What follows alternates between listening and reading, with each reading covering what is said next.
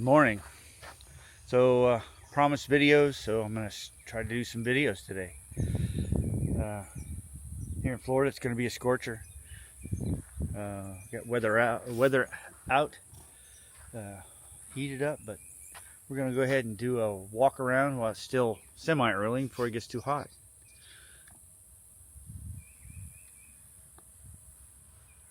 Anyway, here we go. So this is our entry driveway. Our road is actually a private road, so only very few people come up here, and if they do, they belong here or they're delivering something. But you can see we have a crap ton of trees. Our driveway, it's bigger than we wanted, but they had to have enough room to deliver the house. As you can see here, we're still working on drainage issues. It's not so much too much water, it's no place for the water to go. As you can see, the forest is taller than the ground, so we have to bring in dirt to raise the driveway, and that's next on our list. To bring in some crushed concrete or gravel and line the driveway with that. So but it's better than it was, trust me. This used to be just a pond, and I've worked on this a lot, and this is pretty good, but basically I had to bring this level down on either side and build it up here. I could do that with this, but there's trees right here along the side, so I really can't. Anyway, anybody got an opinion besides bringing in a crap ton of rock and dirt? Let me know. Any thoughtful ideas would be great. So so we have about, we're surrounded by trees. Sometimes it's good, sometimes it's bad. Keeps the noise down. Like right now, there's construction going on next door. They're building a house, probably the same spot we are on their property, and but you could barely hear them through the trees. So, and again, starting to clean up. We got working on a path. Kind of starts here, and I'll walk the path later. Kind of starts here and meanders around, section by section. Goes over here too, meanders around, and I'll have a video of that more when I get more of it done. It's not complete yet. We have sections of it.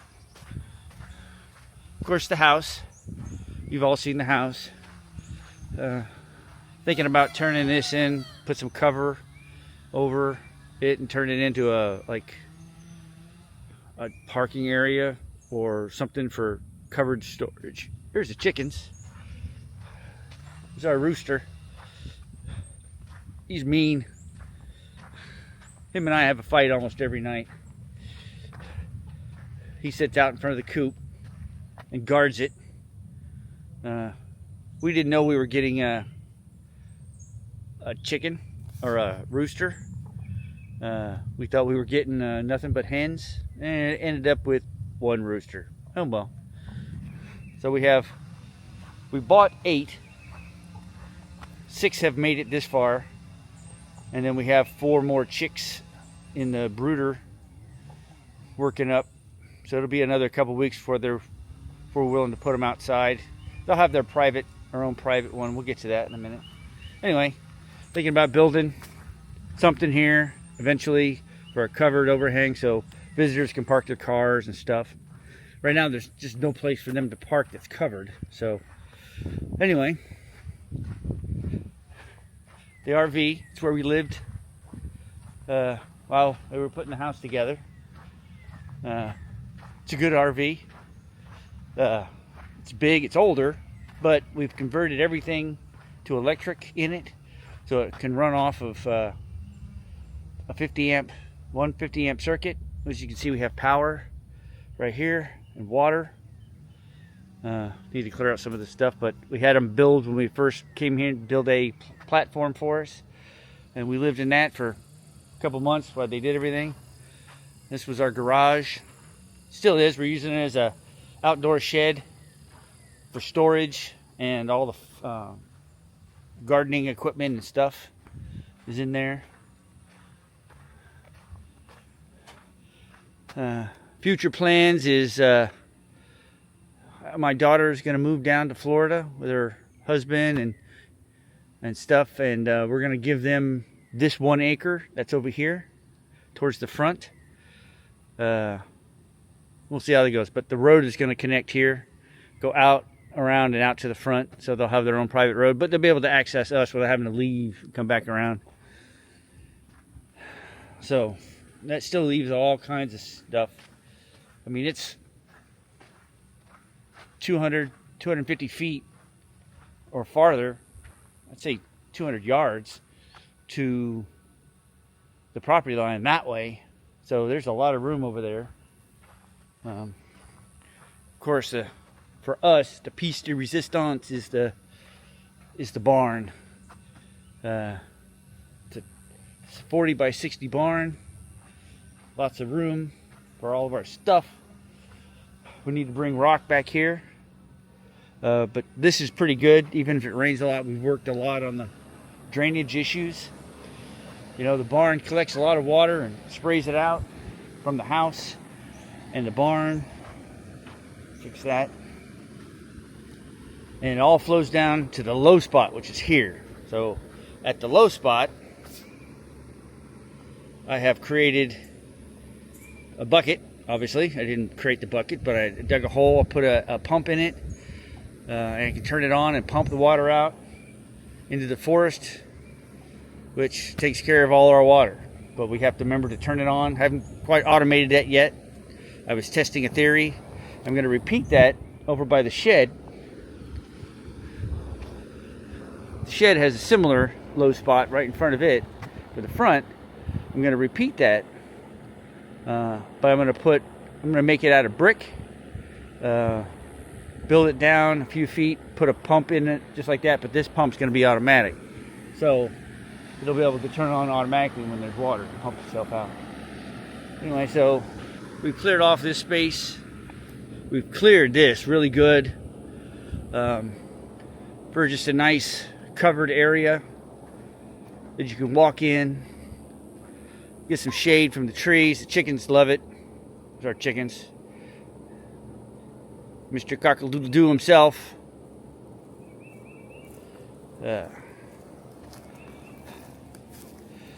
Doing a little testing of game cams.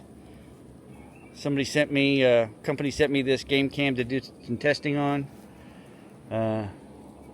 So far it ain't looking good, but we'll see. Here's our chicks.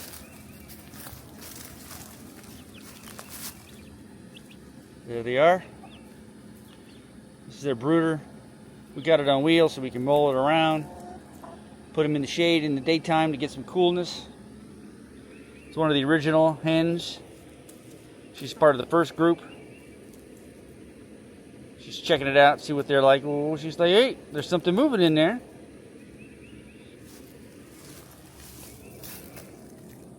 So that one,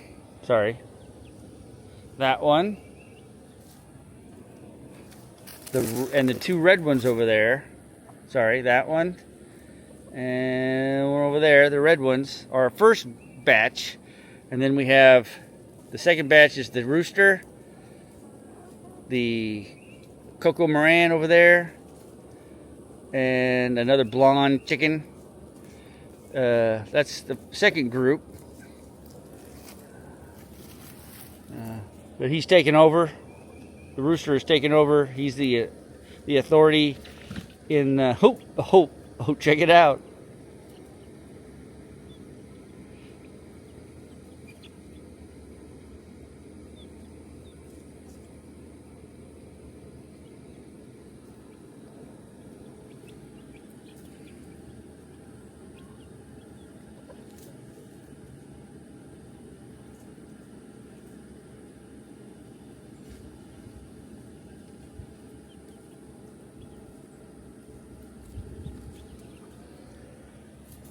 So this one used to be the boss until the rooster became bigger.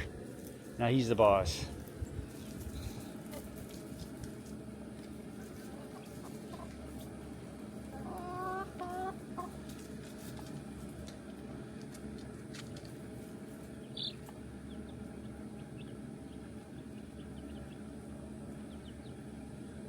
I think they finally discovered the chicks.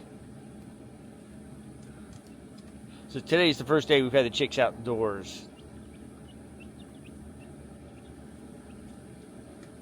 Oh, she's brave.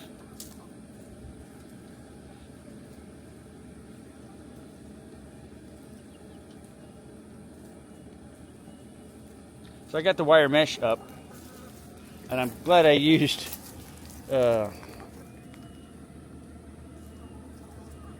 pig nose pliers and metal fasteners to keep the mesh up. Or I mean, chickens don't weigh a lot, but their claws can be pretty damn mean.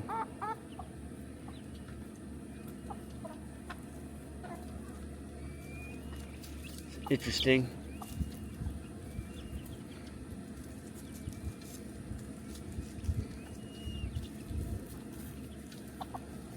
I'm not sure what she wants to do. So when you introduce chicks into a new pack, they're not called pack, I don't know what they're called, but into a new group, sometimes they get a little aggressive. Chickens are very aggressive, relatively for their size, but to each other they're definitely aggressive.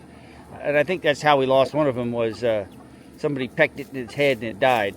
So, because one day, I mean, 7 healthy chickens went into the hen house, and 6 of them came out with 1 dead one overnight. And it was healthy going in, so I think it was somebody got pecked it to death overnight. Now they've all discovered the chicks, the pullets. Lots of names. I mean, we'll come back and check on these guys in a minute. Let's do some more walk around. This is where our cat passed away. He didn't pass away on the spot, but that's where we buried him. He's got a light, keep him company at night. As you can see through the trees, they're building the house over there. But this area is nice and comfortable, especially in the hot day, with the canopy, the tree canopy over it. I think they're following me because they think I have treats. But we're going to push this back, clear off all the undergrowth, push this back so there's lots of clear area out here.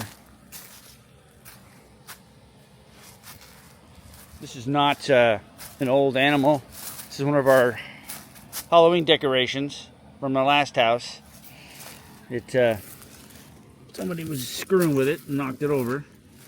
But you can put a battery on it, power it up, make it go. Probably seen them. There's our barn. We'll go in there last. As you can see, we have lots of space. And requires more work sometimes, but I'm in no hurry. I don't have to get it done overnight.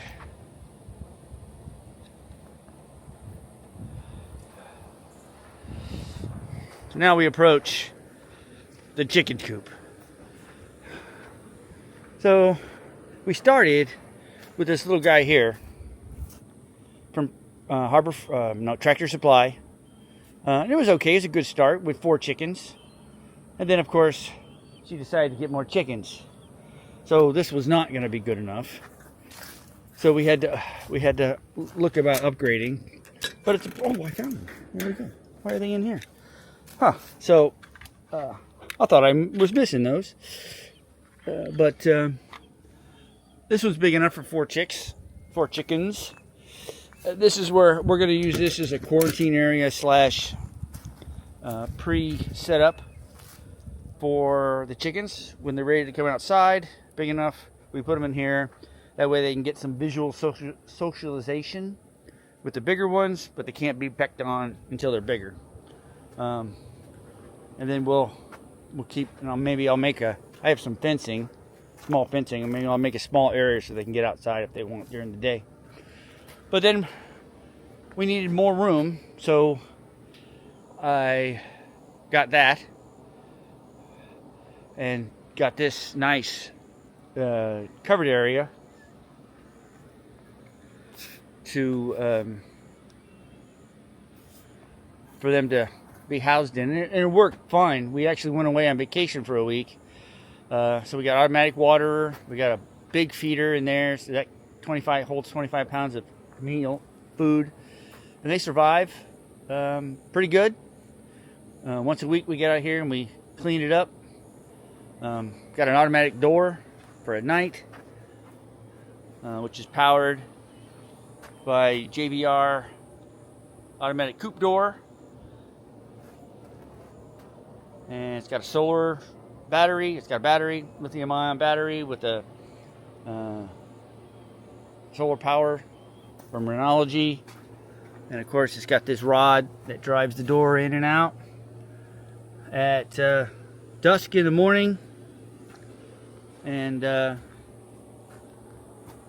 8:30 at night it closes it up. Everybody's in bed by then. So it's a pretty good hen house. It's lots of space for chickens. Right now there's only the 6, so there's definitely more room for more. But no eggs. We check. Should be starting to get eggs pretty soon. They'll be old enough anytime. But lots of room. Good access. Store-bought coops are not cheap.